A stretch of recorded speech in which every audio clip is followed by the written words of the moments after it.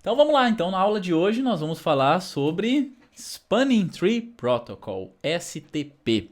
Para nos ajudar na aula de hoje está aqui a criadora do Spanning Tree, a senhorita Radia Perman. Ela já é uma senhora de idade já, tem 52 patentes, é americana, tem 52 patentes no nome, ministra seminários, palestras, aulas em Harvard também, trabalha na Sun Microsystems, ou trabalhou, não vi a última atualização dela, trabalhou na Sun Microsystems, e assim, é uma pessoa que evolui, nos deu uma evolução muito grande no segmento de redes. Vocês vão entender que ela ajudou, quer dizer, ela é a criadora do protocolo STP, Spanning Tree Protocol. E vocês vão ver que a utilização do Spanning Tree nas redes de hoje em dia é vital. É vital para quem tem uma topologia redundante.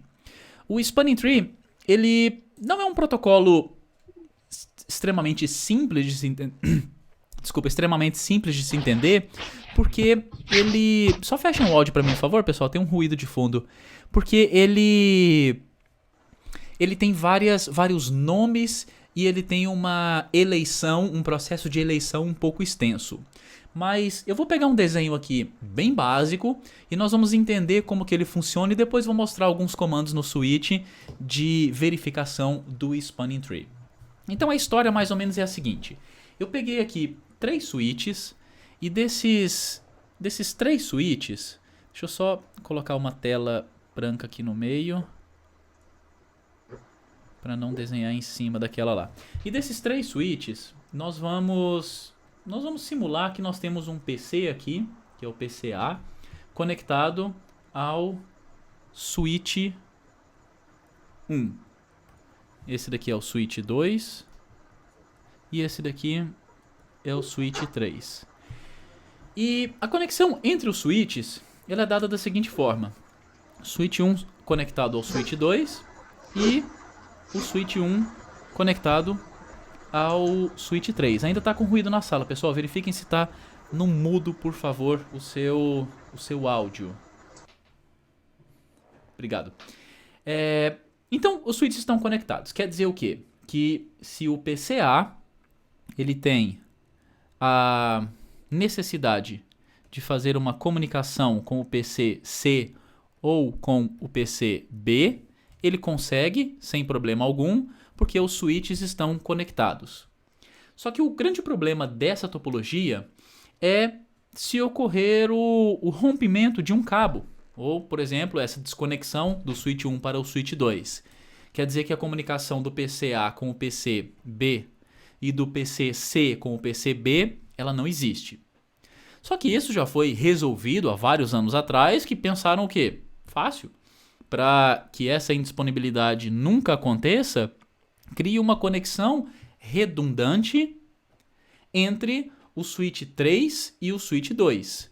Criando essa conexão redundante, mesmo que haja a falha do link entre switch 1 e switch 2, nós vamos conseguir passar o tráfego através do switch 1, switch 3, switch 2, para a conexão, por exemplo, do PCA com o PCB.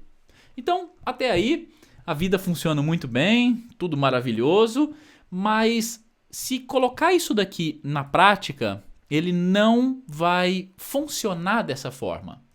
Na prática, o que nós vamos ter é o seguinte: esse cabo está conectado. A partir do momento que ocorre a redundância, quer dizer, todos os equipamentos estão conectados, isso eu coloquei entre 3 switches, mas pode acontecer o seguinte: eu posso ter também um switch e um segundo switch. Entre esses 2 switches eu posso conectar 2 cabos, que é uma redundância. Ou eu posso fazer entre 4 switches, que seria isso daqui, fazer uma conexão dessa forma. Ou então, uma conexão que nós chamamos de full mesh, quer dizer, todos os equipamentos conectados a todos os equipamentos. E isso pode ir aumentando dependendo do tamanho da sua topologia. Eu posso conectar dessa forma aqui também. Então, dependendo da quantidade de equipamentos, essa redundância ela vai dobrando, triplicando, quadriplicando. O que literalmente dobra, triplica e quadriplica o nosso problema se o Spanning Tree não existisse. Mas como ele existe, mas vamos primeiro pensar se ele não existisse, né? Se ele não existisse, qual seria o grande problema? O grande problema é o seguinte: imaginem que o PCA envia um broadcast. Ele envia uma frame, estou falando aqui de camada 2, aonde o MAC de destino, o Destination MAC, é tudo F. Então, é para o endereço de broadcast. A partir do momento que o switch, um dispositivo Layer 2, recebe essa frame, por ser um broadcast, ele repassa essa frame para todas as portas, com exceção da porta de onde veio aquela frame, porque ele sabe que daquela porta por onde veio não vai estar o broadcast. Então ele envia para todas as portas. Só que por simplicidade aqui, eu vou olhar só um caminho, tá? Eu vou acompanhar essa frame. Então essa frame veio nesse sentido e ela chegou no switch 2. Então chega no switch 2, uma frame com destino tudo F, que é um broadcast. E o switch 2 recebe essa frame, olha o MAC de destino, checa na MAC Address Table, né, na tabela MAC, e fala, não sei onde está. Então o que ele faz? Ele envia para todas as portas, com exceção da porta de origem. Ele envia aqui para baixo, switch 3 recebe essa frame, faz a mesma coisa, envia para cá e envia para cá. O switch 1 recebe a frame de novo e o que ele faz? A mesma coisa. E ele continua enviando e esse envio gera o que nós chamamos de looping. É um looping de camada 2. Um looping de camada 2. Por quê? Porque o switch ele foi feito para isso. Quando ele recebe uma frame que ele não conhece, ele envia para todas as portas, com exceção da origem. Só que num cenário de redundância, onde todos os switches estão conectados em todos os switches, isso gera um erro. E o erro se chama looping. Agora, por que é um erro? A velocidade que essas frames vão passando e vão se duplicando e triplicando gera o looping e isso eleva o processamento de todos os equipamentos a 100%. Todos os equipamentos entram em 100% de processamento, eles param de responder. Se você tiver um cabo console ligado a esse switch, você também não consegue gerenciar o switch mais. Você pressiona Enter na linha de comando e a linha de comando não responde. Então, dessa forma, você perde total acesso. E outra, se você tinha um tráfego passando pelo switch, esse tráfego também cai. Então não tem tráfego.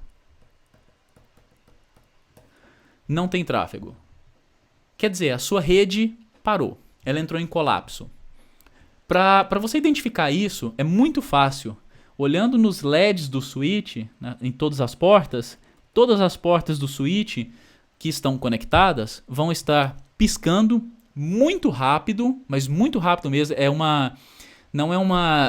Ela não fica piscando como se estivessem passando dados, não é? Quer dizer, pisca 2, 3 vezes, para, pisca mais 5, 6 vezes, para. Ela fica... O flashing fica quase que intermitente, tá? Quase que ele fica aceso o tempo inteiro, mas você percebe que tem alguma coisa errada, não é um tráfego normal. A única forma de se parar um looping que já aconteceu é desconectando um dos cabos.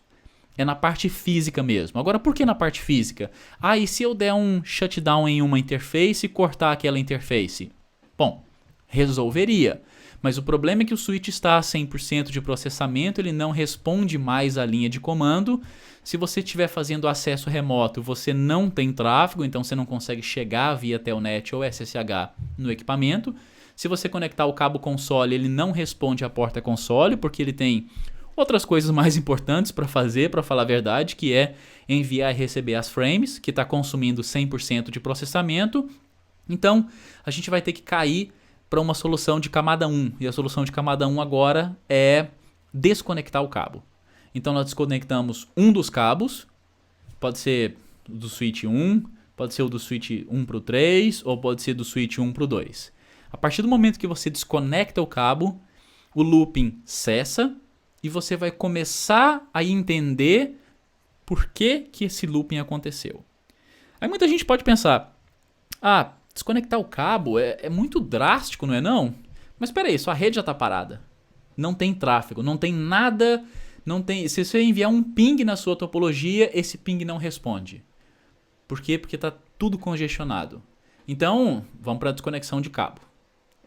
Agora, para o cenário chegar a esse ponto, pessoal, tem que ter alguma coisa errada. Para falar a verdade, alguém fez alguma coisa errada. Sabe por quê? Porque o Spanning Tree Protocol, o STP, ele é habilitado por default. E o Spanning Tree Protocol previne o looping. Eu vou explicar agora como que ele previne o looping. Mas só entendam que ele é habilitado por default e ele previne o looping. Se acontecer um looping, é porque alguém fez o quê? Desabilitou. Deixou ele no formato de disable. Desligou o Spanning Tree. Por quê?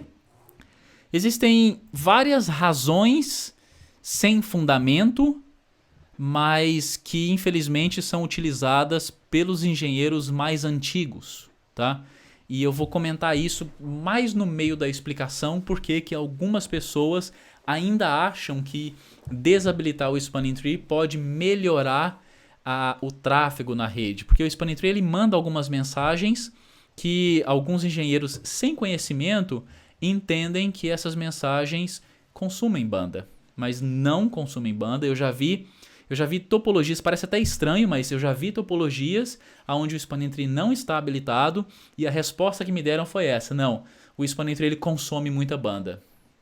É difícil de entender isso, aí você vai dar uma aula para a pessoa que não é bem assim, que o pacote do Spanning Tree ele tem 2 bytes e ele é enviado a cada 2 segundos, e isso numa rede de 100 megabits por segundo é insignificante, mas isso pode acontecer. E entenda o seguinte: Spanning Tree habilitado significa que você tem redundância. Você pode conectar cabos formando looping, independente se são 3, 4, 5 switches. Spanning Tree desabilitado, você não tem redundância. Você não pode colocar nenhum cabo em redundância, porque senão a sua topologia vai parar com certeza absoluta. Ela vai parar. Perfeito?